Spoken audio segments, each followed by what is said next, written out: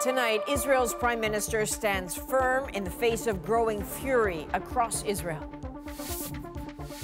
I would define the end of the war when Hamas no longer rules Gaza. Anger, outrage, and grief after 6 Israeli hostages were killed in Gaza this weekend. I will love you and I will miss you every single day. The mounting pressure for a ceasefire. Tempers flare on board a Via train. This is rude! Stranded for 10 hours on the long weekend. No flushing of toilets, no access to water, and then the food ran out. Now Ottawa wants answers. The unofficial end of summer, but back to work means back to the office for federal public servants. Waste of my tax dollars. I want to be productive. Why workers are fighting the mandate in court. From CBC News, this is The National with Chief Correspondent Adrian Arsenault. Waves of rage are sweeping across Israel tonight after the bodies of 6 hostages were recovered from Gaza. A general strike in the country today, and tonight, protesters took their anger to the prime minister's front door.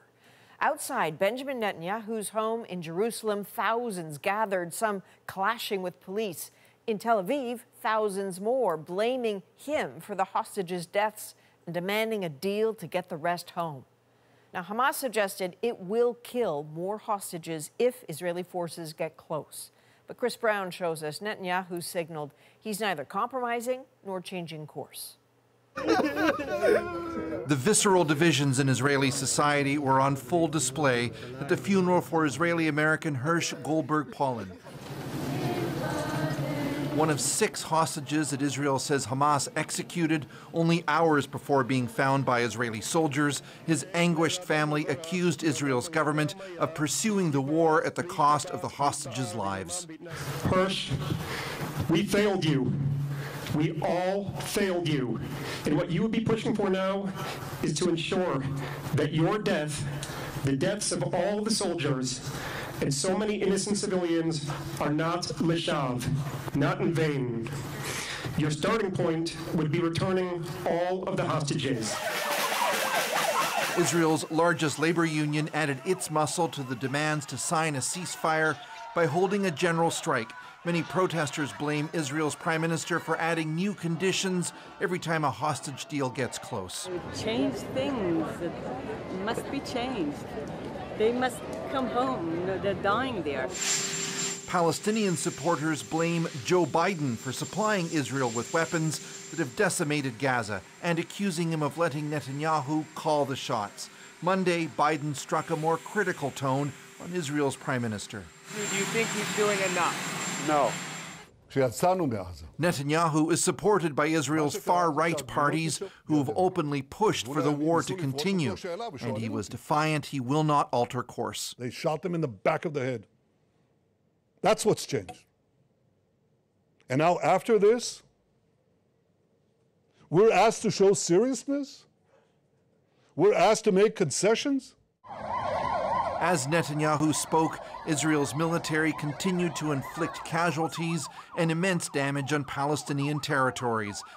In Gaza alone, over the past 24 hours, local health officials say Israeli airstrikes killed more than 40 people. But a day that many Israelis hoped could be a turning point ended with little obvious sign the bloodshed would pause. So, Chris, Benjamin Netanyahu spent a lot of time tonight talking about Gaza's border with Egypt and why it is a key Israeli demand for a ceasefire.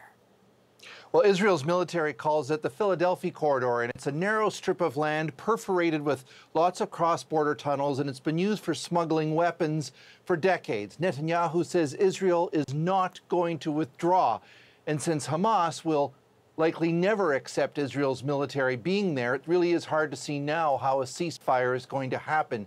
In fact, Netanyahu appears to be saying, maybe for the first time publicly, that as long as he's around, Israel will not leave Gaza.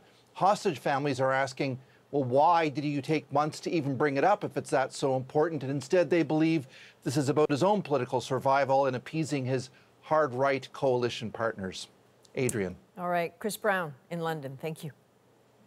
Now, Israel's military operation in the occupied West Bank also continued, cutting a swath of destruction through the city of Jenin. Israeli military bulldozers chewed through streets and destroyed some buildings. Palestinian health officials accused Israeli forces of blocking ambulances from reaching some of the wounded and said that 29 people had died in the raid so far. Now, back in Canada, the federal transport minister is demanding answers from Via Rail after a very rough journey for passengers. They were stranded on a train for 10 hours. And as Aaron Collins reports, with limited food and water, the frustrations boiled over. This is rude! Reactions to a Via Rail employee grabbing a passenger's phone. Stranded for 10 hours after a breakdown, tension high between agitated staff and frustrated passengers. He's yelling at a passenger a couple of rows down who was this kind of small woman who was just walking the aisle as well. And then once he caught the fact that I was catching him on camera, he snatched my phone away. The train made up of Via's new venture cars, en route from Montreal to Quebec City on Saturday when it broke down. We were all pretty good passengers for the first hour, for the second hour, for the third hour of delay, but then you could feel the shift in energy. As the delay dragged on, tempers on board flared. The power started to cut out, and that meant no flushing of toilets, no access to water, and then the food ran out. Via Rail says the long delay was the result of 2 separate mechanical breakdowns, and the company admits passengers were without food and water at times. It was a short period of time where there was no food, but then that got resupplied. And even around 7:30 in the evening, that evening, we ordered pizza. Via says a full investigation is underway, including how rail staff treated passengers. Via service has come under scrutiny before for long delays and cancellations. They are spending good money for a service that's not up to snuff at a time when the bus service has disappeared and the air service couldn't be worse. This is not acceptable. Canada's transportation minister agrees. Pablo Rodriguez posting on social media that rail passengers deserve better. Via Rail will meet directly with the minister to discuss the incident later this week. Aaron Collins, CBC News, Calgary. Emergency rooms at 5 BC hospitals were closed over the long weekend, forcing patients to drive long distances. The reason? A doctor shortage. As Lindsay Duncombe reports, it's happening more and more in rural communities, both in the province and in the rest of the country.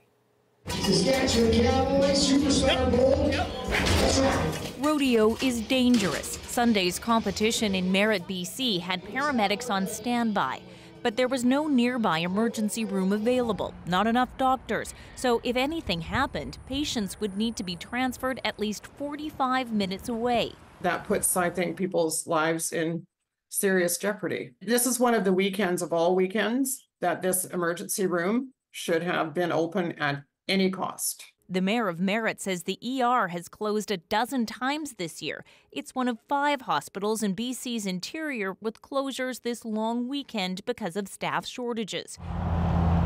Emergency rooms are on the front line of the opioid and mental health crises and often the only option for people who don't have a family doctor. Why are we seeing the closures? Again, it's simply a supply and demand situation, and that is there are not enough of us.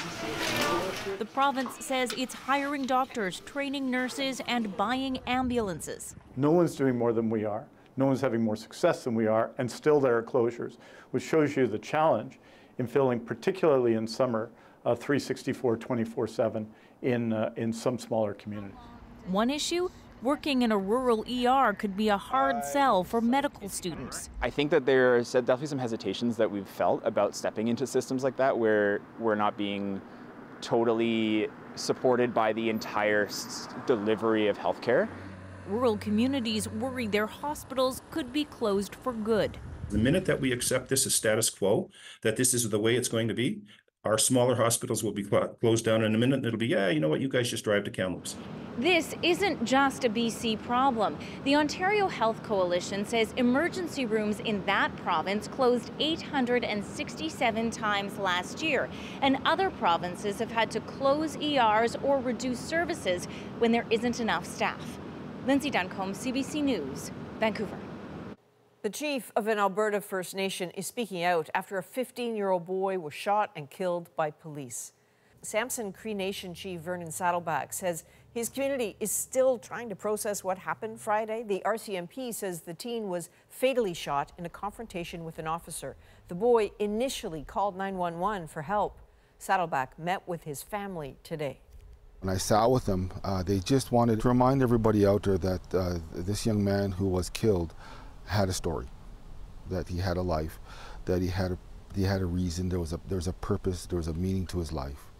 Saddleback says the teen's family isn't ready to release his identity, but they do plan to tell his story. Alberta's police watchdog is investigating the shooting. Well, Russia has unleashed another major attack on Ukraine today, just hours before thousands of students headed back to school. As Katie Nicholson tells us, it was a terrifying moment for many who had hoped this day might be one of celebration. The first day of school in Ukraine marred by an aerial assault as Russia launched cruise and ballistic missiles into Kyiv. Fire crews doused what was left of a university sports center, a jolt of terror for students. It's simply horrible, she says. My hands are still shaking. A day children usually bring flowers to teachers, also spent cleaning debris. There's been a sharp escalation of these attacks in the last week. On Sunday, Russia hit a sports center and a shopping mall in Kharkiv, injuring dozens. In the aftermath, President Volodymyr Zelensky again appealed to world leaders to allow him to do more.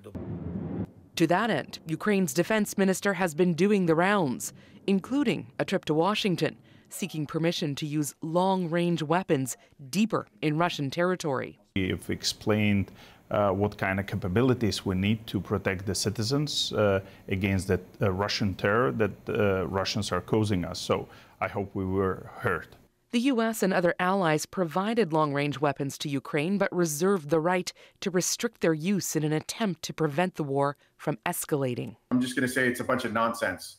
These weapons would make a difference. We should lift this restriction. As the U.S. considers the request, Russia's president took time Monday to assert the recent Ukrainian incursion into its Kursk region would fail. That surprise invasion gave Ukraine a temporary boost in morale, but may have also come at the expense of its eastern front.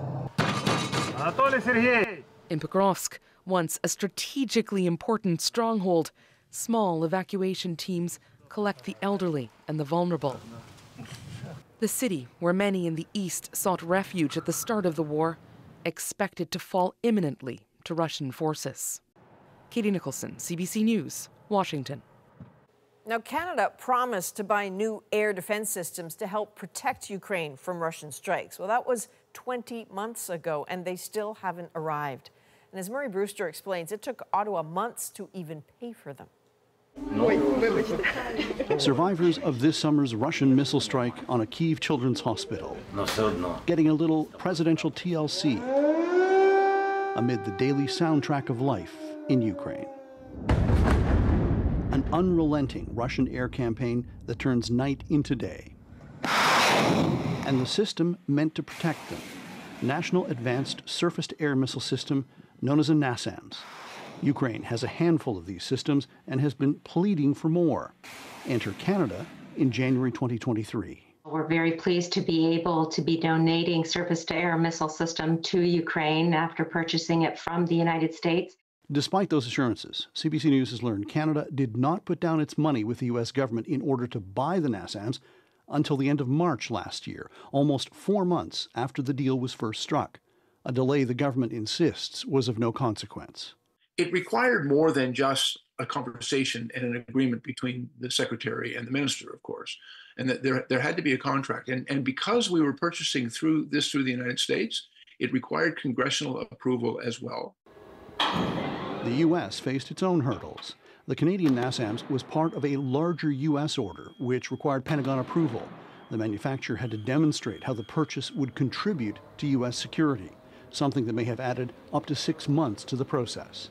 One expert warns there's also a finite capacity to build air defenses, something Canada should have realized when signing on to the U.S. order. There definitely needs to be a ramp up in production levels for ground-based air defenses.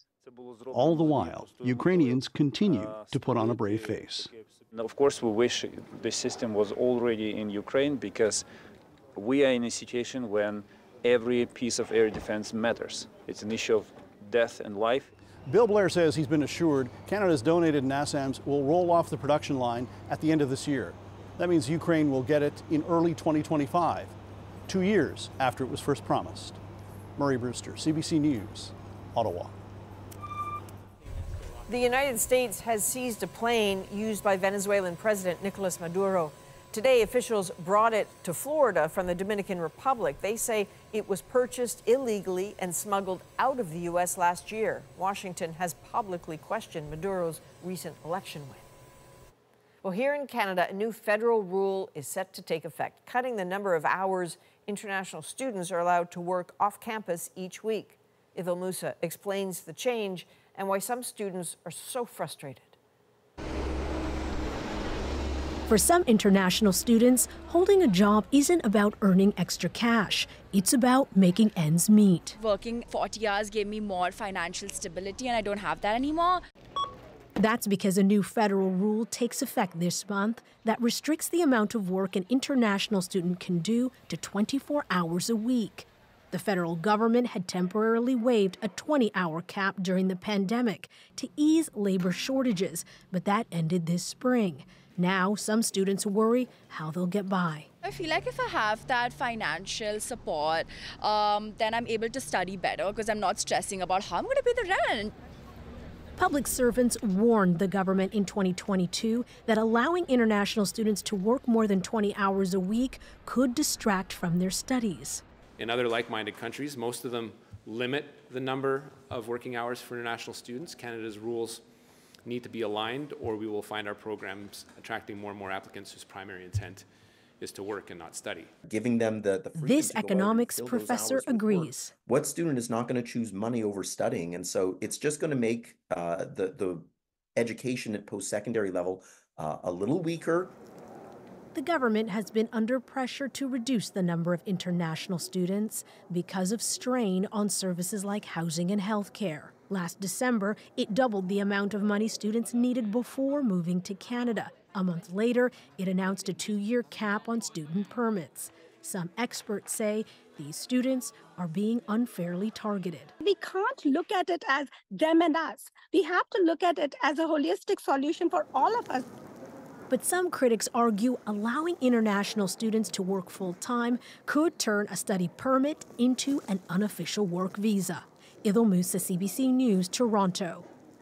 Starting next week, many federal workers will need to be back in the office more often. There's no research that it's based on. There's no results that it's based on. It seems to be purely politically motivated. Why they're fighting back in court next. Plus, halal meat goes mainstream on the menu. It's growing at double digits year over year over the last 7 years. What's driving the trend? And later, the final moments of freedom before the reality of the new school year. I'm not looking forward to it. I don't want to learn any new math concepts. Some straight talk about those back-to-school scaries. We're back in 2.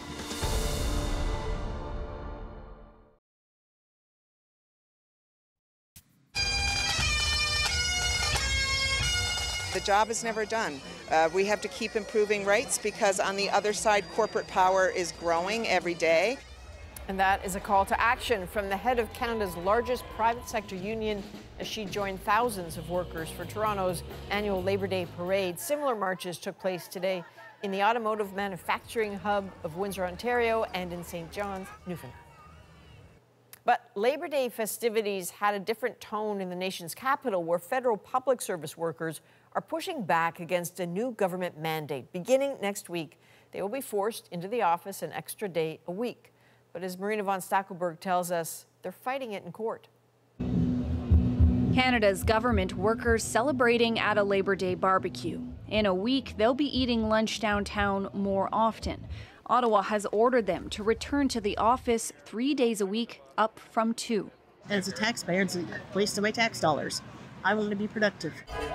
During the pandemic, many federal employees, like many Canadians, did their jobs from home.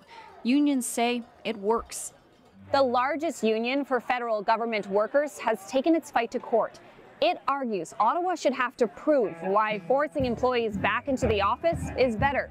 Last week, a judge ordered a full hearing of the union's complaint. There's no research that it's based on. There's no results that it's based on.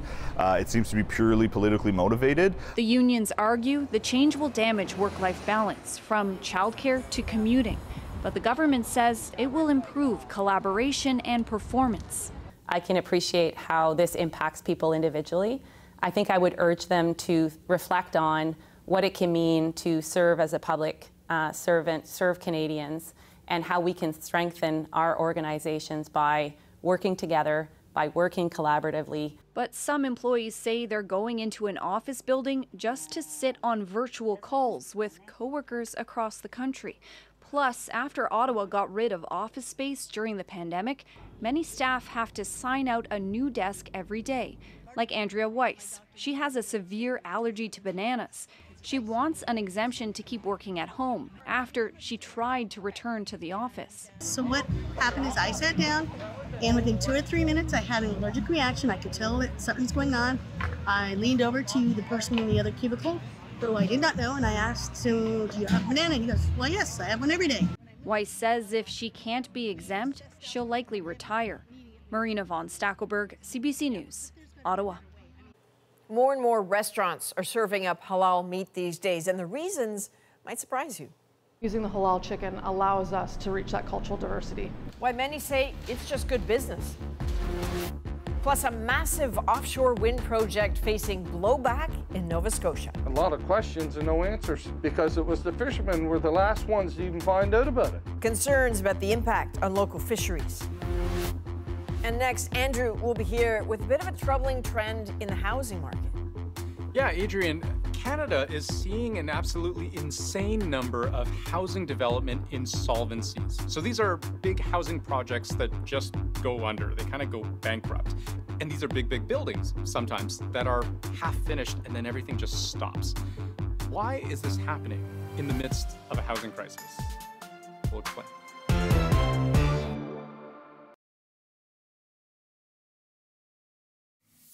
Past Yamaguchi, Bennett's gone past both and touches in 103.98 to take gold for Canada. Look at that, a pretty thrilling win for Canada's Nicholas Bennett today, clinching this country's first gold at the Paris Paralympics in the men's 100-meter breaststroke. This was Bennett's second medal of the Games after winning silver in a freestyle event.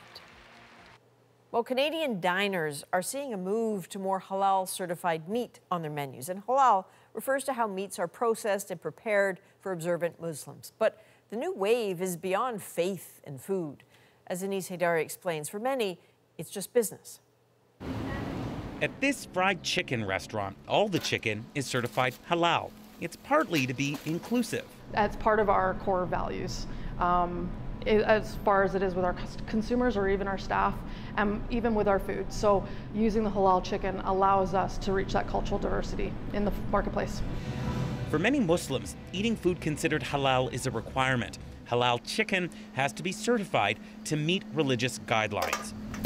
For this owner, it's not about religion. The certification gives her quality assurance. No one really is going to want to pay the price tag for the organic chicken in a fried chicken joint, realistically. So this was like the closest thing we could get. Not all halal meat is like organic chicken, but demand is surging.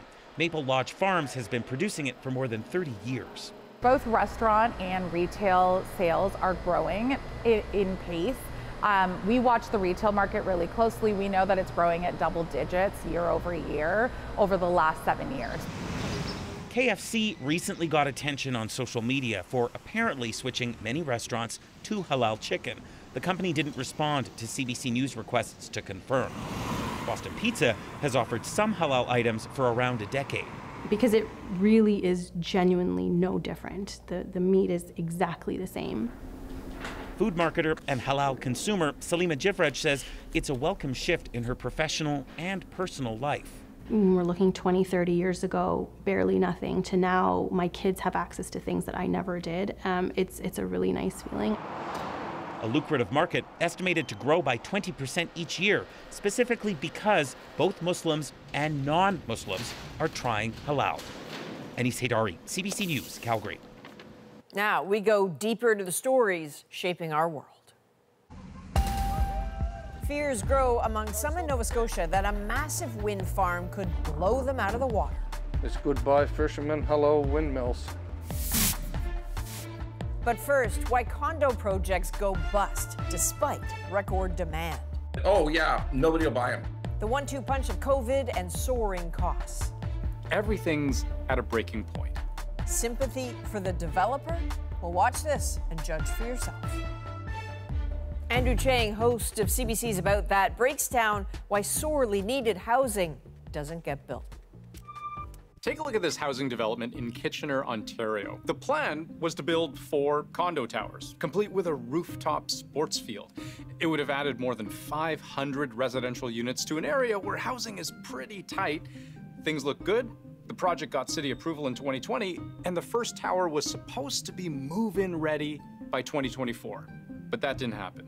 Instead, only 1 of the 4 towers was started, and it wasn't finished. This project is one of more than 200 housing developments that went insolvent just in the last year alone.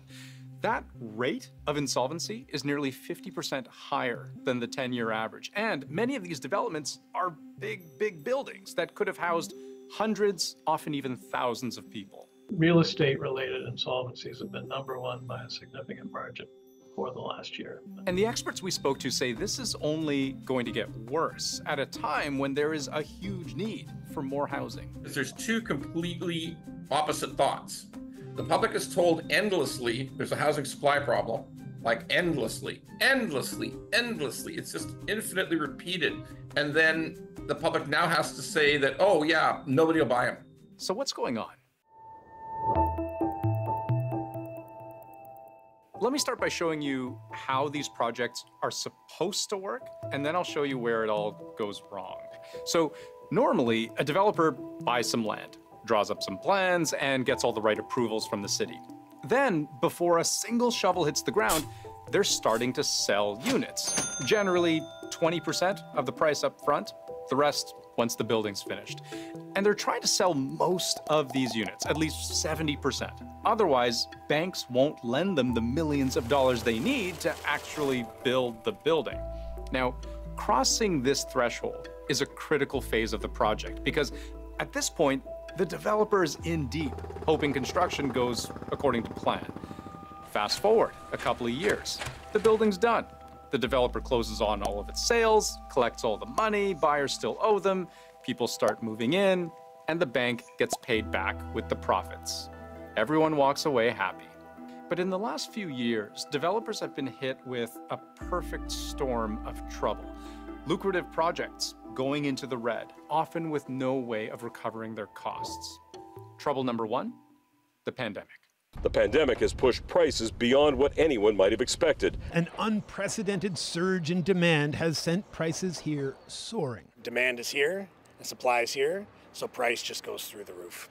And there was money because the government was giving out lots of money. So prices went up quite a lot, particularly in the development industry. Between 2020 and 2023, it became more expensive than ever to build in Canada, according to RBC economists.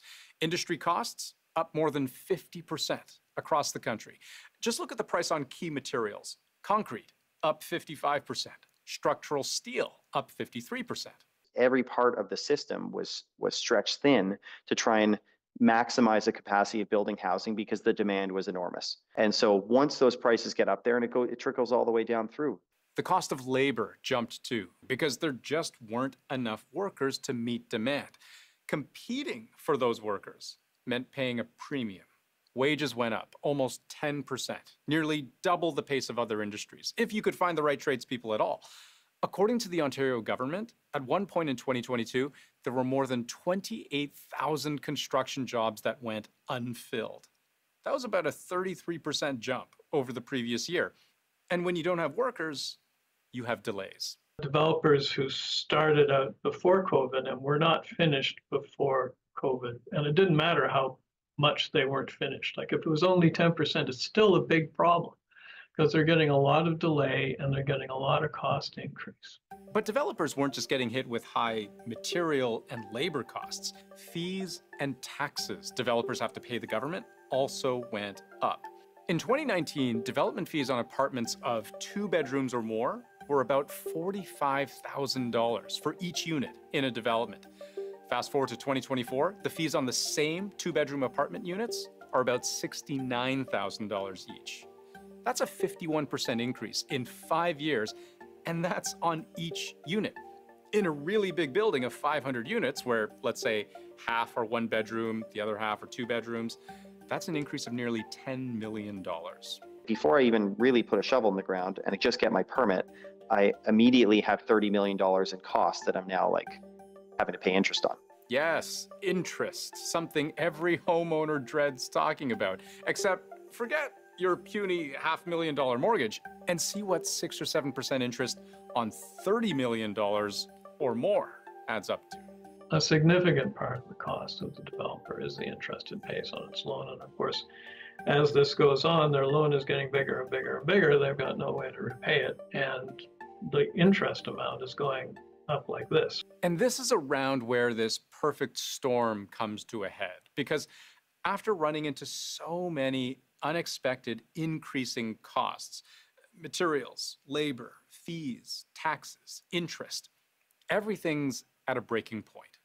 When a project fails, people who've been waiting can be completely out of luck. Their deposits could just evaporate. And sometimes, unless another developer swoops in to save the project, there's just not much the original developer can do to recover. Because maybe you're thinking, no problem, everything's gotten more expensive, that's inflation, so the individual units in the building should be more expensive to compensate, right? Well, but remember, the problem for our borderline broke developer is that they've already sold 70 to 80% of the building's units just to secure bank loans to pay for the thing in the first place. And those sales were at 2020 prices, which means most of the expected revenue is fixed, way below cost before construction even begins. So you've got maybe 20, 30% of your stock left. All you can do is jack those prices up to recover as much as you can. Sometimes you see projects that are under construction with inventory. The inventory is priced 30, 40% higher than what they were initially sold for because they're using that inventory to make up for costs that have come up through the construction or through that time lag. But realistically, who's all that eager to buy a condo at a 40% markup on what every other unit in that building sold for? It's been crickets for me. I mean, I don't really necessarily have any clients who are reaching out looking for new construction. Because the average price is quite a bit higher than the average resale condo. According to Urban Nation, that's a real estate consulting firm, in the first half of this year, new condo sales in the Greater Toronto Area were down 57% from the year before and 72% below the 10-year average, which makes selling any available inventory at that higher price very, very difficult. Because this is what many people don't understand is there is an ultimate point where people won't pay the rent. And that fact affects developers at all stages of a build, because even if we rewind back to the earliest phases of development when they're still in pre-sale mode, maybe the right thing to do is just price in all of your unexpected worst case scenario costs into the original sale price, right? Well, again, who's buying at that price with interest rates being what they are? Maybe they would have paid it a year ago or 2 years ago or 3 years ago, but not today. It makes sense that a lot of developers are now having a tough time selling these units and are now just pulling out of projects altogether because they can't sell them. So, Adrian, the next time you hear the solution to the housing crisis is simply to build more supply, that may be true, but it's not so simple. No kidding. All right, thank you, Andrew. Coming up, in Nova Scotia, a fight over the future of wind power. It's goodbye fishermen, hello windmills. The project, some say, is a direct threat to their livelihoods. Next.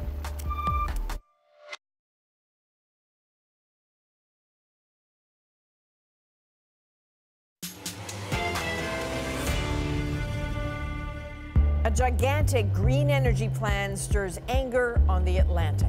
The fishermen were the last ones to even find out about it. Titanic towers like these, they say, could threaten prime fishing spots. There should be a lot more research. But a big project brings big money. So here's another look at what Tom Murphy found in Canso, Nova Scotia, the promise of turbines and the fears of fishermen.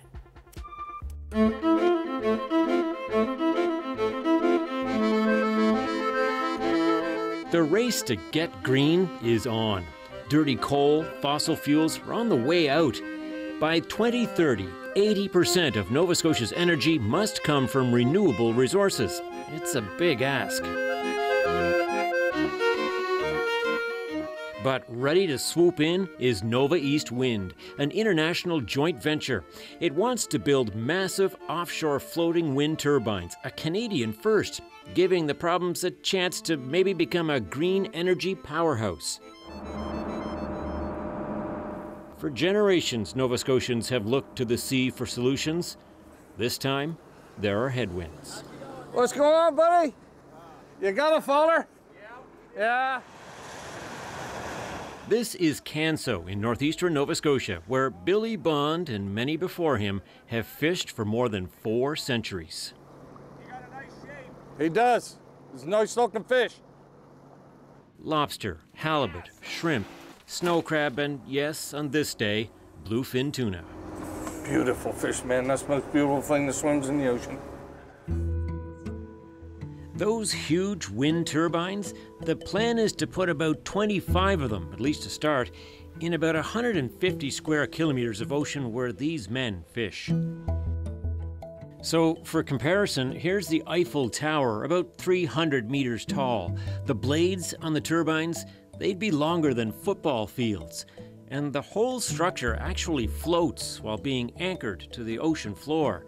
It would be a roughly $2 billion mega project. Now, Canso has seen other big industries promise big things for this region over the years, only to have them fade away. There's nothing else here except for the fishery. Back in port, Bond says this time he fears for his livelihood. But I'll tell you, down here in this neck of the woods, they sure like trying to put us out of business. So you got a lot of questions? A lot of questions and no answers. Because you know why?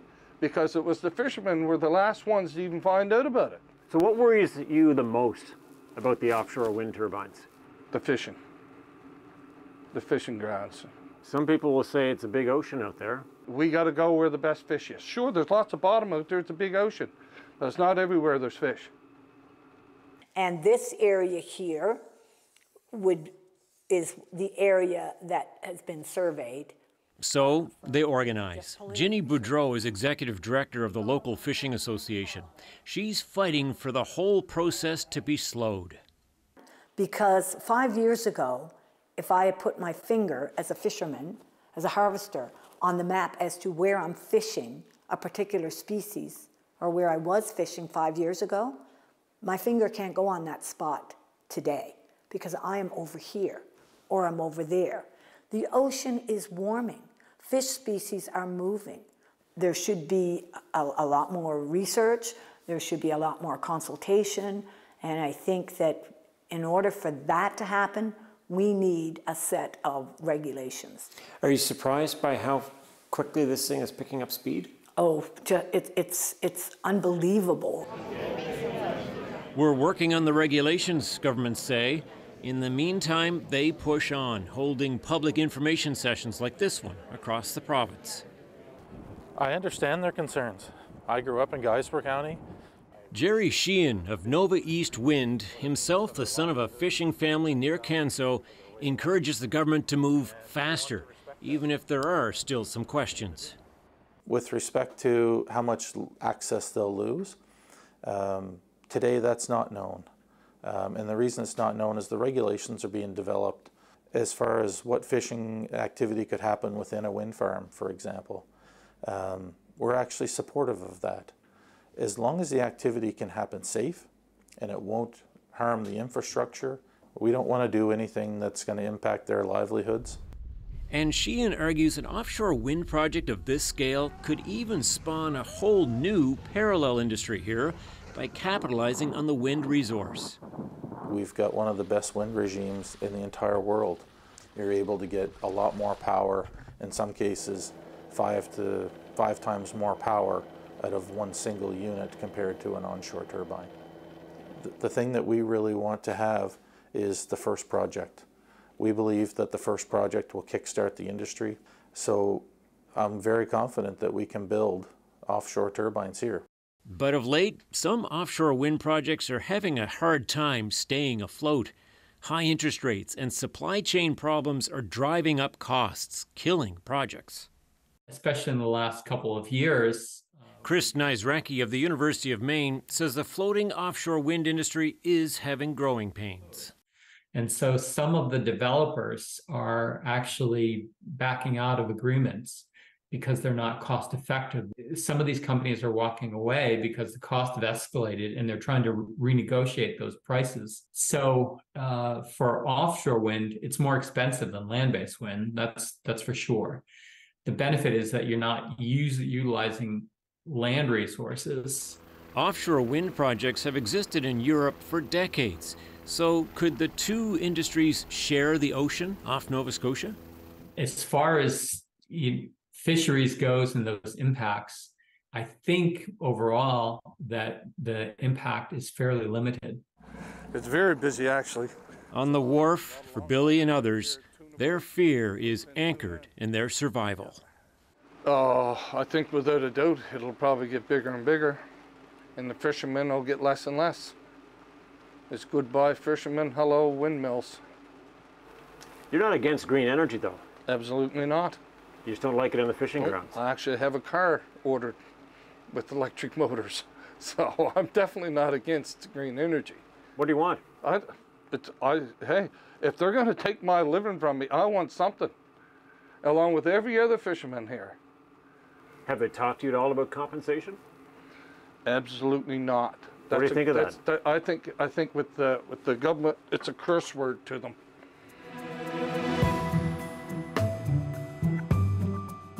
So for now, they fish. Exactly what's on the horizon, no one really knows.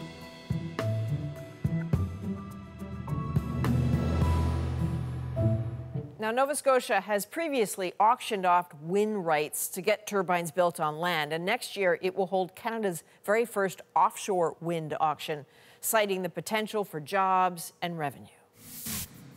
Well, up next, summer break comes to a close for many. Are you guys ready to go back to school yet? That's probably a no. How the kids are feeling in their own words in our moment.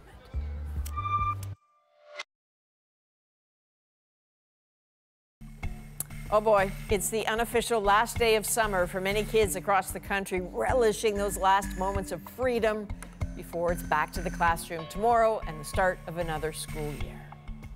So we thought we would check in on them, and tonight their thoughts make our moment. Are you guys ready to go back to school yet? What are you looking forward to most about going back to school, or are you not looking forward to it? I'm not looking forward to it. Why not? Well, I just wanted to deal with the homework and all that. Always bring a lunch, so you're not hungry. So, spoken from experience, forgot many lunches. You could have fun outside, like there's a playground, there's other stuff you can play outside. I don't want to learn any new math concepts. I just want to keep going with the ones we have and just do them all over again. And what do you like so much about school? My best friends are there, and a lot of my teachers know all my brothers and sisters. I'm looking forward to spend time with my friends and stuff. Be brave to go back to school if it's a little bit scary. Don't be scared, and it's really fun, and you will meet new people. This is all really good advice. I have to say, as a kid who specialized in recess, I wasn't really thrilled on this night. I remember those scaries. I didn't want to go back. But you know what? It does get better. For all of us here at the National, thank you for being with us. You can watch anywhere, anytime on the free CBC News app and subscribe to the National's YouTube channel. I'm Adrienne Arsenault. Take care.